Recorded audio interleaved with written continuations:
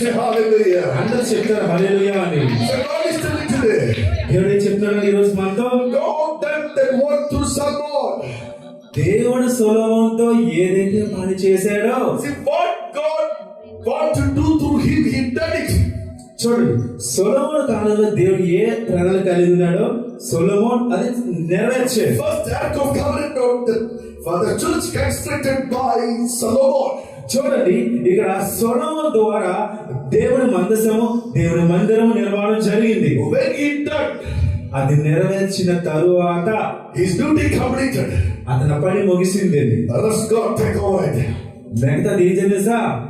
దేవుడే సంపూర్ణంగా ఆధిపత్యం తీసుకున్నాడండి. The word says the presence of God is came down in the Ark of Covenant.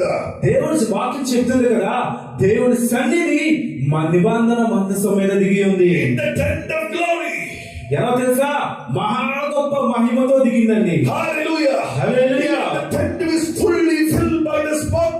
చూడండి, ఎప్పుడైతే దేవుడు మందసము మందిరం పెట్టి సొలొమోను ప్రార్థన చేశారో ఆకాశం నుంచి మేఘం వలె దేవుడు దిగాడండి. Even the priest people couldn't able to enter inside of the tent. చూడండి, ఇక్కడ ప్రధాన యాజకులు కూడా ఆ దేవుడు గొప్ప mహిమను తట్టుకోలేక ఎవ్వరు మందిలో అడుగు పెట్టలేకపోయారు. Hallelujah. హల్లెలూయా.